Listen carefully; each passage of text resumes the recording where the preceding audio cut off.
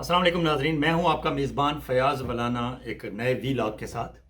آج ہم آپ کی ملاقات ایک ایسے خمیر کے قیدی سے کراتے ہیں جس کا خمیر 80 کی دہائی کے اوائل میں اس وقت کے ایک گورنر پنجاب جنرل غلام جیلانی کے ایک سلیکشن سیشن سے اٹھا، اور گزشتہ 40 سے زائد عرصے کے دوران وہ دائروں کے سفر کے میں 3 دفعہ وزیر اعظم بنا، 1 دفعہ وزیر اعلیٰ بنا اور متعدد بار اپوزیشن لیڈر بھی بنا۔ ملک کے تمام معاملات میں ان آؤٹ میں وہ رہا، لیکن ذاتی طور پر یا مالی اعتبار سے، ذاتی مالیت کے اعتبار سے شاید اس نے ترقی کی ہوگی، لیکن اپنے ملک اور قوم کے لیے شاید وہ اس طرح پاکستان کو آگے نہ لے جا سکا جس طرح اسے لے کے جانا چاہیے تھا۔ اور آج ایک بار پھر ہمیں آپ کو بتاتے ہوئے افسوس ہو رہا ہے کہ دائروں کے اس سفر میں وہ اپنے اسی خمیر ملٹری اسٹیبلشمنٹ کے جال میں ایک دفعہ پھر بری طرح پھنس چکا ہے۔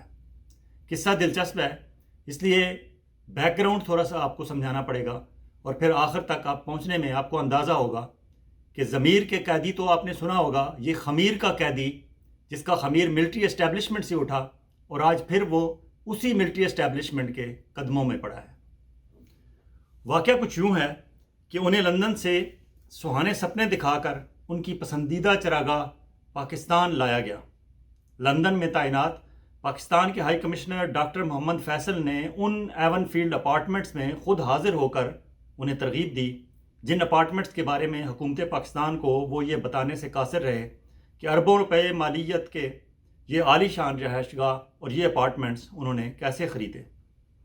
سول سروس آف پاکستان میں شمولیت اختیار کرتے ہوئے کسی بھی قسم کی سیاسی سرگرمی میں ملوث نہ ہونے کا حلف لینے والے، عوام کے ٹیکسوں سے ہر ماہ برٹش پاؤنڈز میں کنورٹ کر کے لاکھوں روپے تنخواہ لینے والے پاکستان کے اس ہائی کمشنر ڈاکٹر محمد فیصل نے میاں صاحب کو باقاعدہ صلاح دی کہ حضور پاکستان جا کر تگڑا سا بیانیہ دیجیے گا۔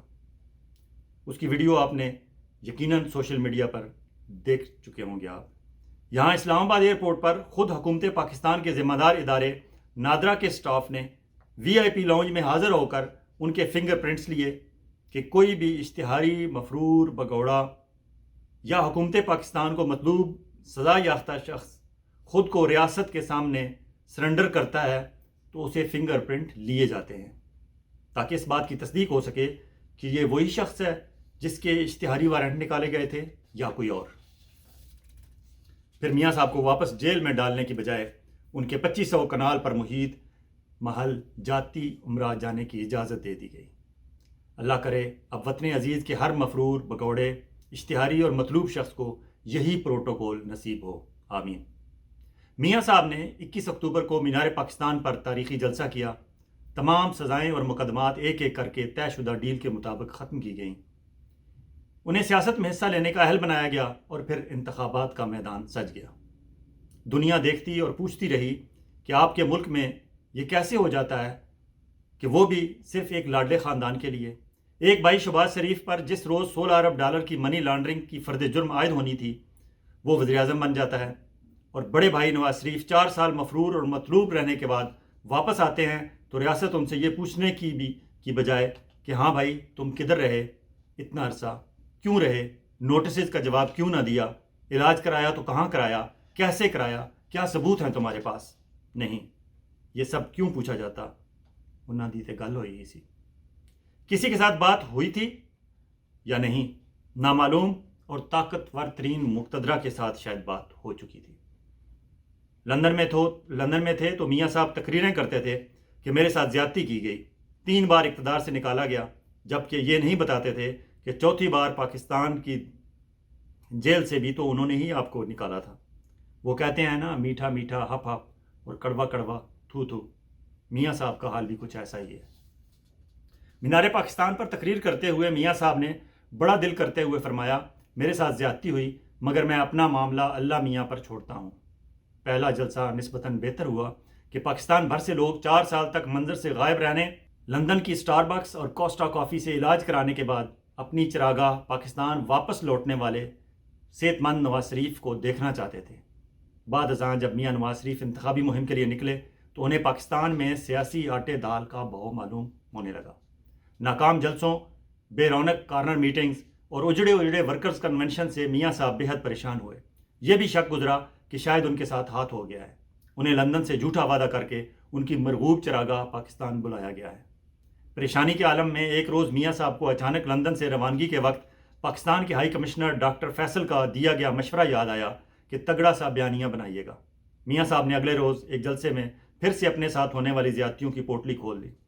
ادھر مقتدر حلقوں کے ہاں بھی خطرے کی گھنٹیاں بجنا شروع ہو گئیں کہ میاں صاحب نے تو 21 اکتوبر کے جلسے میں جو معاملہ اللہ میاں کے حوالے کیا تھا، اب اللہ میاں سے واپس لے کر اپنے ہاتھ لے لیا ہے۔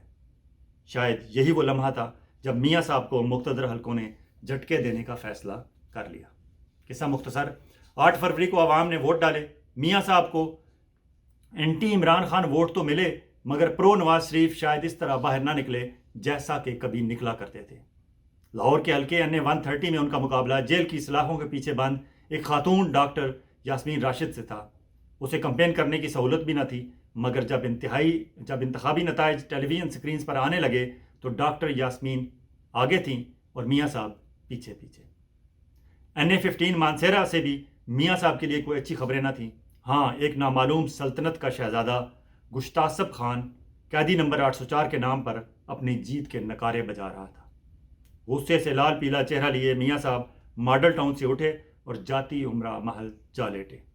اس دوران ملٹری اسٹیبلشمنٹ سے ان کے رابطہ کار ملک محمد احمد خان، سہولت کار شہباز شریف اور ضمانت دار خواجہ آصف نے ادھر ادھر ہاتھ پاؤں مارنا شروع کیے۔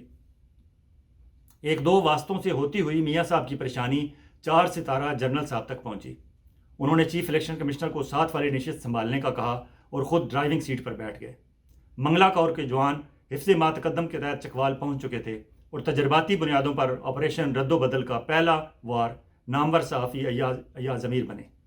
ان کے مخالف لیگی امیدوار میجر طاہر اقبال اپنی یقینی شکست دے کر الیکشن کیمپ کو کھوڑ کر واپس اپنے گاؤں جند روانہ ہو چکے تھے، جبکہ تحریک انصاف کے ایاز امیر کے کیمپوں میں ڈول کی تھاپ پر منچلے لڈیاں ڈالتے پٹاخے چلا رہے تھے۔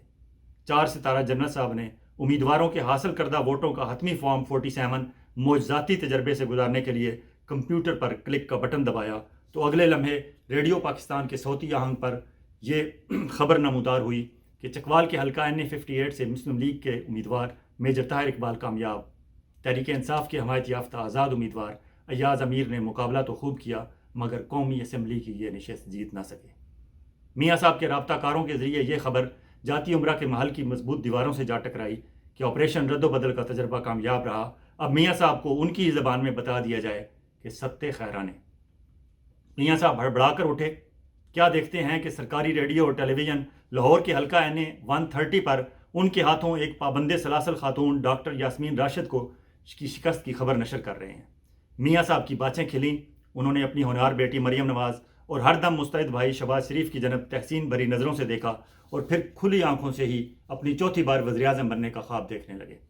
اگلے روز انہوں نے طاقتور حلقوں کے کہنے پر ہی وکٹری سپیچ بھی کر ڈالی، مگر 2 روز بعد انہیں معلوم پڑا کہ ڈاکٹر یاسمین راشد کی ٹیم نے تمام پولنگ سٹیشن سے ملنے والے فارم 45 اکٹھے کرنے کا کام مکمل کر لیا ہے اور اب ان کی یہ نشست عدالتوں کے رحم و کرم پر ہے۔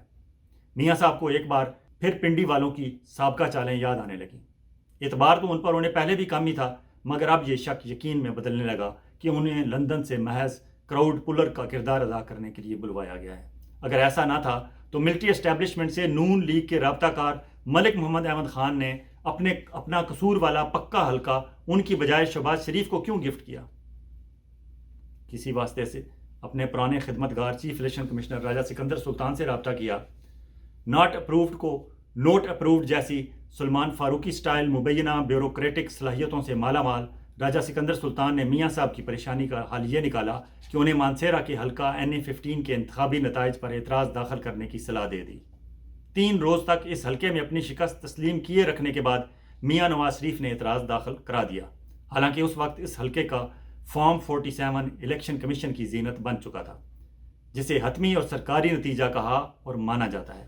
الیکشن کمیشن نے فوری سماعت کے بعد سہولت کاری کی ایک ایسی راہ نکالی کہ اس حلقے کا نتیجہ 125 پولنگ سٹیشن کے فارم 45 کے بغیر تیار کیا گیا، اور یہ سراسر جھوٹ ہے کہ ایسا کبھی ہو ہی نہیں سکتا۔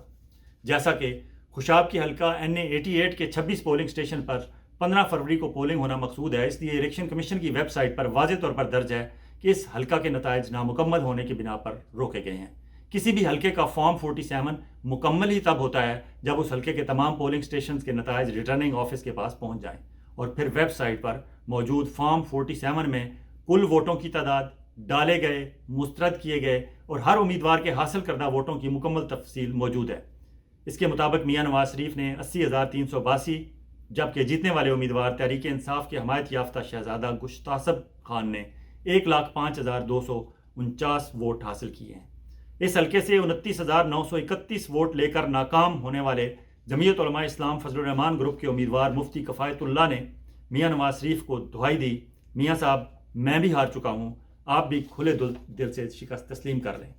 मेरे समेत तमाम उम्मीदवारों के पास एक एक पोलिंग स्टेशन का नतीजा मौजूद भी है और महफूज भी है, मगर पाकिस्तानी तारीख के मुतनाज़ तरीन इंतखाबात कराने वाले चीफ इलेक्शन कमिश्नर के हरकारों ने तोज़ी ये पेश की है कि इस हल्के के 125 पोलिंग स्टेशन काला ढाका के दूर दराज और बर्फ़ से ढके इलाकों में थे और मियां नवाज शरीफ नामुकम्मल फॉर्म 47 की वजह से हारे। हालांकि इलेक्शन कमीशन की वेबसाइट पर जारी करदा फॉर्म 47 पर कहीं ये बात दर्ज नहीं कि ये फॉर्म नामुकम्मल है। मियां नवाज शरीफ, राजा सिकंदर सुल्तान और जनरल आसिम मुनीर और जनरल नदीम अंजुम न जाने कौम को कौन से काला ढाका की जानब धकेल रहे हैं। हालांकि बात इतनी सी है जो मुफ्ती कफ़ायतुल्लाह ने बता दी है कि इस हल्के के अवाम ने उन्हें और नवाज शरीफ दोनों को मुस्तरद कर दिया है।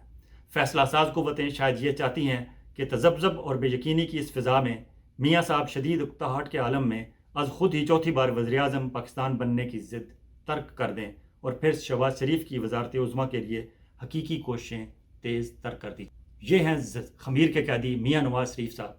जहाँ से उनका खमीर उठा था, आज उसी खमीर के जाल में वो बुरी तरह फंस चुके हैं और सहूलतकार बज़ाहिर मियां नवाज शरीफ साहब के अपने ही भाई शहबाज शरीफ हैं। इसके साथ ही आपसे इजाज़त चाहेंगे। बहुत जल्द एक और भी इलाके के साथ आपकी खिदमत में हाजिर होंगे। खुदा हाफिज़।